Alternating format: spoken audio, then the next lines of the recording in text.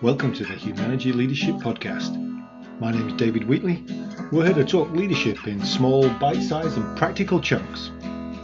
Enjoy.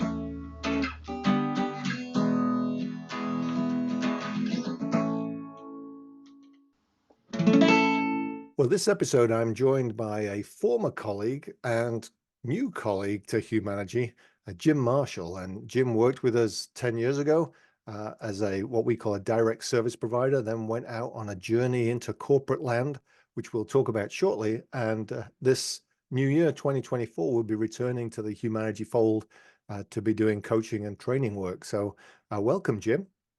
Thank you, David. I am, as I've said to you before, but just delighted to rejoin the Humanergy team. Well, tell us a little bit about that. You left just about 10 years ago. Just give us the abbreviated version of that journey that you've been on. Yeah, there are essentially two or three stops along the way, two companies and three real, significant job roles. But I had a stint working for a tier one auto supplier, doing traveling literally all over the world, doing training and consulting, and a lot of the work that we did at Humanergy, it just was within one company and all over the world, which was, you know, traveling a lot with a family is a difficult thing to do, but it's also just a fantastic opportunity to learn. And then my most recent stint was with a manufacturer here in Southwest Michigan.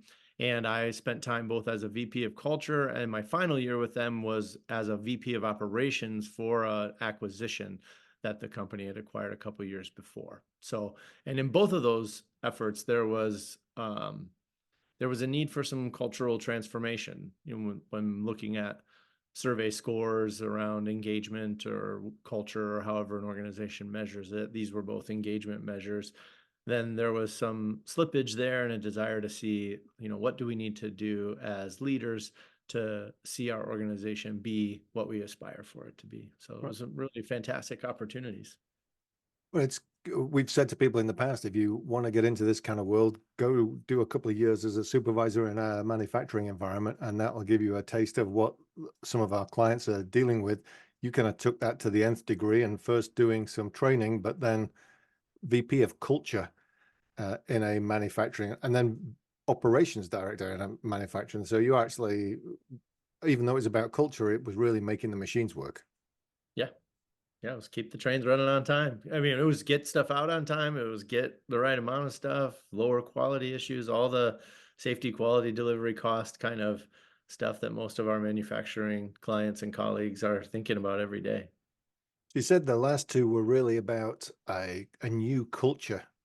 What were the elements that looked like for you as you go in there? What was it that you recognized you had to do?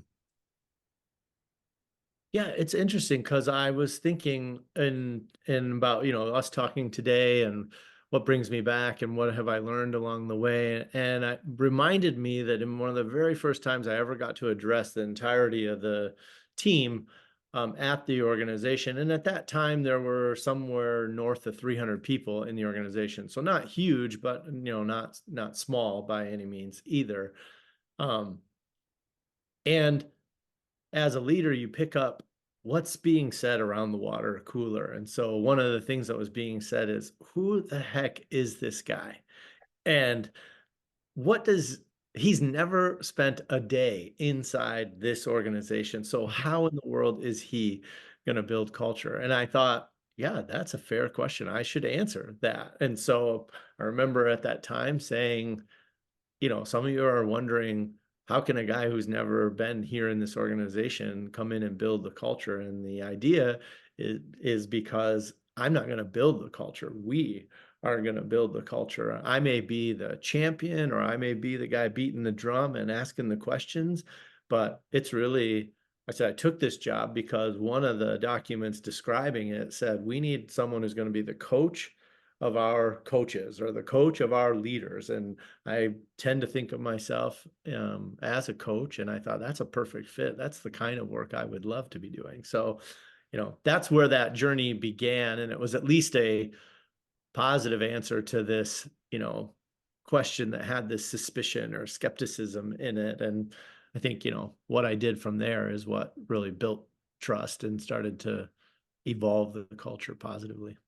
I do remember doing some training with some of the people from that organization shortly after you'd started and saying, "Oh, I know this Jim Marshall guy," and they would say things like, "Oh yeah, he was on the welding shift, night shift the other day," and it was like, "Well, hang on a minute."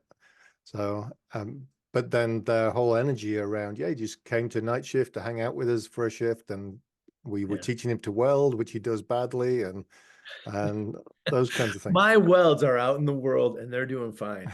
So they're not visible. You'd have to hunt, but they're out there. Somebody got a discount on that piece of furniture. But I think that connection and something that we've talked about a lot at Humanergy, isn't it? That you engage people, you create a culture of empowerment and engagement, and you get to know people. That's how you bring them along to where you need them to be. Yeah. Yeah. I don't remember who gave me the idea to go once a month and work a shift. And, I rotated at various locations and I rotated various shifts, and probably one of the single best decisions I made.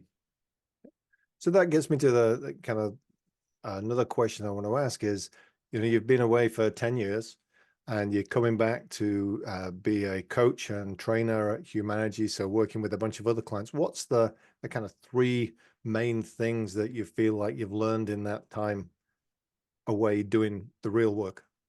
Yeah. When I knew you were going to ask that, so I spent some time thinking. One of my answers that I think is worth saying is I learned millions of things. I mean, I think that That's we, like the wishes, isn't it? My first wish is to have a million wishes.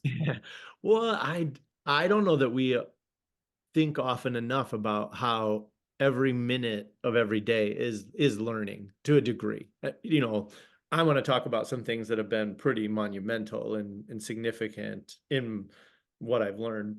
And, how I introduce myself. If somebody doesn't respond positively and I think, oh, that didn't go over well, I'll change that next time. That's learning. It's this micro learning in a moment. And I just wonder if there's not value in some of our Humanergy community thinking about, oh, I am learning all the time. Even if I'm not, if I'm semi-conscious of it. But that said, what I want to talk about is really the inner life of a leader. And the work that we've done together back 10 years ago, whenever we would start thinking about let's build from blank slate a program to develop leadership, it's not uncommon for us or any other organization or a book to start with how a leader leads themselves. Mhm. And so when I think about even beyond the last 10 years, what have I really ruminated on? It's been I coined it, these three I words: identity, integrity, and insecurity. Identity is that question around who am I? Um, Insecurity comes like right on the heels of that and goes, well, can I really do it? Especially when I start a new thing. I'm a VP of culture. Oh, I've never been a VP of culture before. And sometimes we talk the imposter syndrome of like, if they really knew that I don't know what I'm doing, would they really listen to me, or do they want me to be here? There's insecurity and the worry around that. And Kind of, then if they knew what was in my head, would they truly follow me? yeah, I remember saying early days, I don't know exactly what we need to do to build culture. Part of that's because it's never a recipe, it's never a cookie cutter type of experience. Part of that is because, I mean, it's a beast of a thing. It's amorphous, it's complex, it's nuanced, and thousands of choices made by dozens of leaders are going to add up to the culture. When that's at the time that we started saying culture's always happening, it's always changing, it's always evolving. It's changing in the direction we want, or it's changing in the direction we don't want, or it's a little of both, depending on the choices made that day. Yeah, and we were talking in our preamble before this that I used the phrase that culture is a direct reflection of leadership action. Yeah. And those actions that people take, leader comes in with a bad day, bad actions are now impacting the culture. Yeah. I think that's so true and practical. I've often said character builds culture too. You look at the character of the call it the central leader at the top, or you look at the character of that team that is at the top, and that will be the culture of the organization. Mhm. And it's canny how true that is. Yeah, and sometimes the characters can be overwhelming with some people that then make others go quieter, and so Yeah. that's a leadership lack of action as well Right. that drives the culture, isn't it? So Yeah. you said insecurity. Yeah, integrity, insecurity, and identity. Who am I? Integrity, I like the definition that came out of the Speed of Trust book, where integrity is about person living consistently with their values. And so when I'm using that word there, I mean, maybe it's kind of cutesy because it's another I, a word that starts with the letter I, but I'm thinking how often when I'm in a situation where I don't know what to do or I'm feeling insecure, or where there's some level of scuttlebutt out in the world about me and who is this guy? Or early days, another thing that was said is he just some kind of hotshot consultant who's used to walking into the room, being the smartest guy in the room and wowing everyone with his, you know, pontifications. And so, you hear those kinds of questions and you think like, oh, it leads to some insecure. Well, gosh, is that what people really think of me? And if that's so, and I let that invade my thinking about who I am or what they're thinking of me in this moment, then I'm not going to be at my best. And it's at that time that thinking about my value. What are my values? My values are to really care about people. My values are to really listen to people. My values are not to try to be the smartest guy in the room, or to be having some kind of a contest, a subtle unspoken contest about who's the smartest or who can say the smartest thing.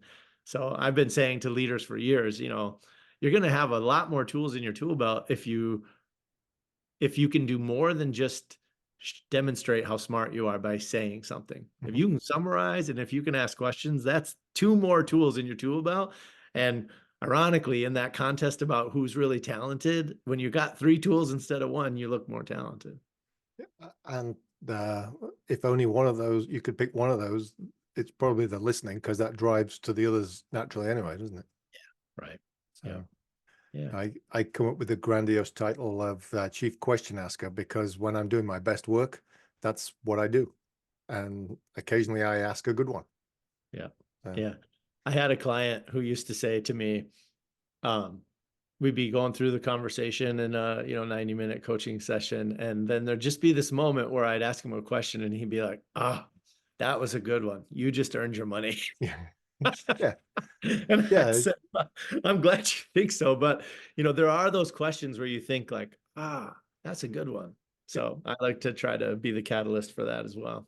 I was sharing with somebody the other day that they're my favorite moments in the work that I do, is when you ask a question and you see the person's brain unlocking, Hmm. and you see that, you can physically see that happening, and you think, oh, I just asked the right question there, because now somebody's going down a path that they weren't going down before, that is bringing more clarity, more openness, all of those things. So that's the thing that fuels me on a regular basis. So that idea then of identity and living your values, and firstly knowing what your values are, and then living them publicly in every way, Yeah. and and integrity, which is doing that, and then insecurity, which is an interesting one when it goes with those, because are you saying address that? Are you saying live with it?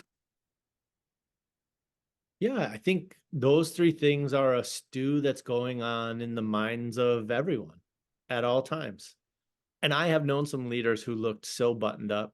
They looked like they didn't have an ounce of self-doubt or what have you. But the longer I go in life and have experience and observe people and connections with people, the more I think even those of us who may look 100% put together, there Yeah. we're all of us stewing on who am I, uh, what are my values that can guide me through the situation.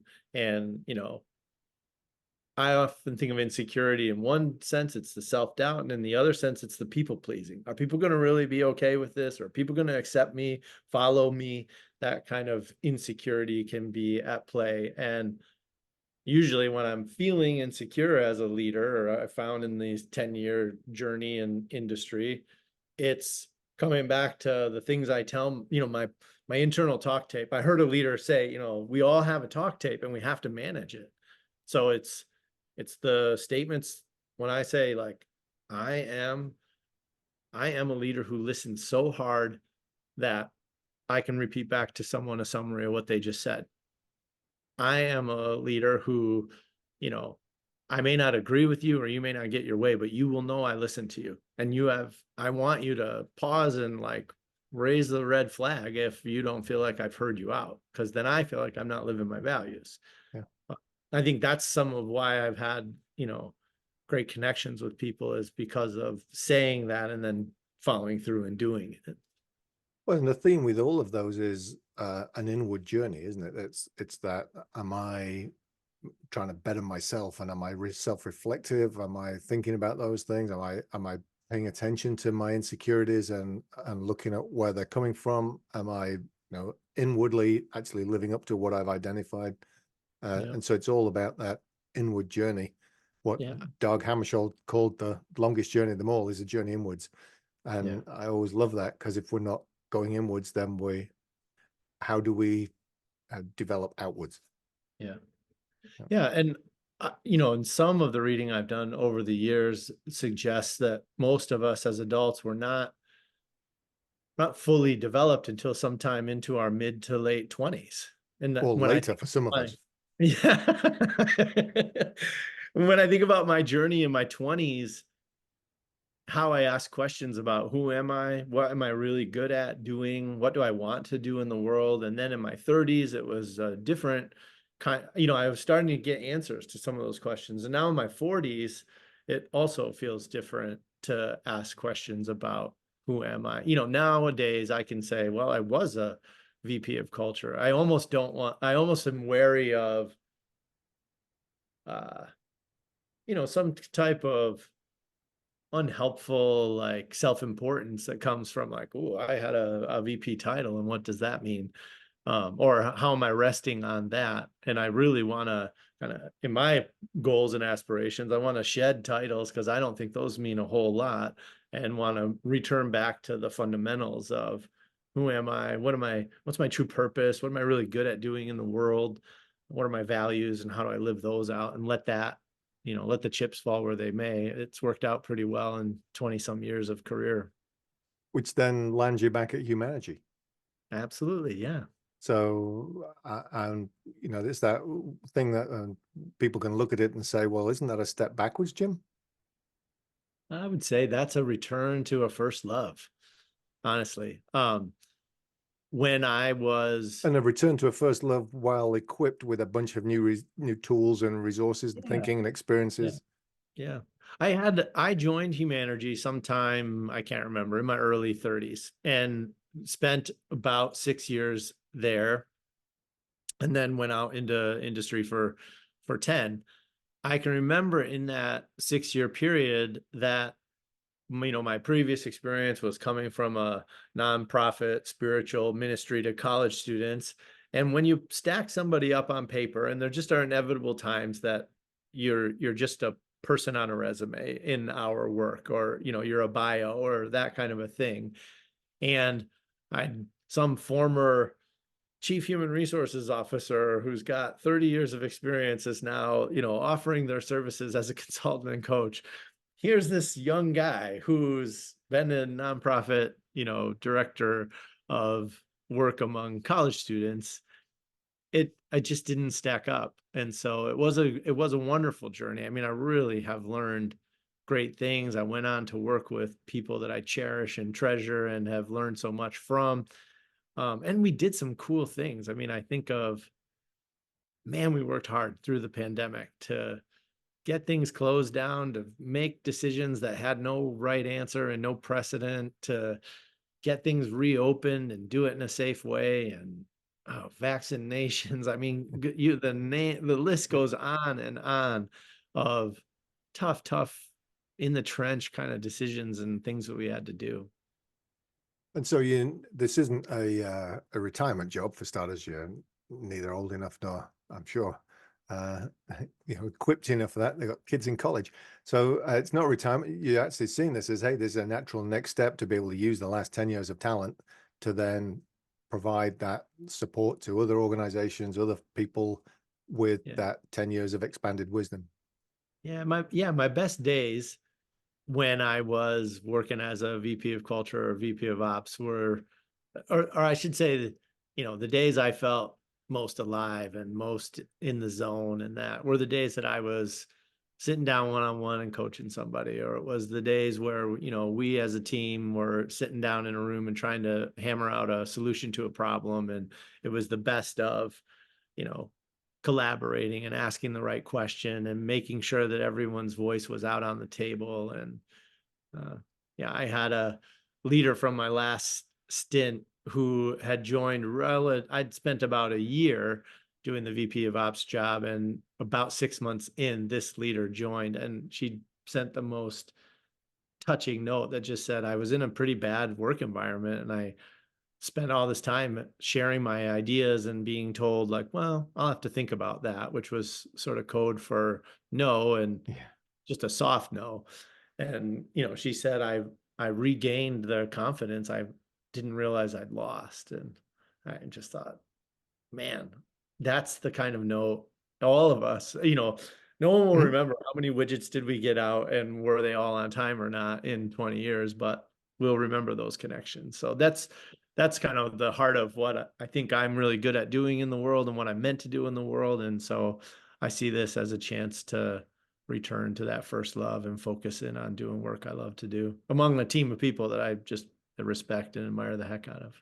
So if you're looking for to be a leader that gets those kinds of notes, then you know where to come. We can hook you up with Jim, and looking forward to Jim being part of our work moving forward at Humanergy, and maybe appearing more often on the podcast too with some smart ideas and some good advice. So thank you for joining us, Jim. We look forward to a long journey ahead. Absolutely. Thank you. That was the Humanergy Leadership Podcast. My name's David Wheatley. For further information about Humanergy, go to humanergy.com or check out our latest book, What Great Teams Do Great, from all good bookstores. Have a good one. Stay healthy.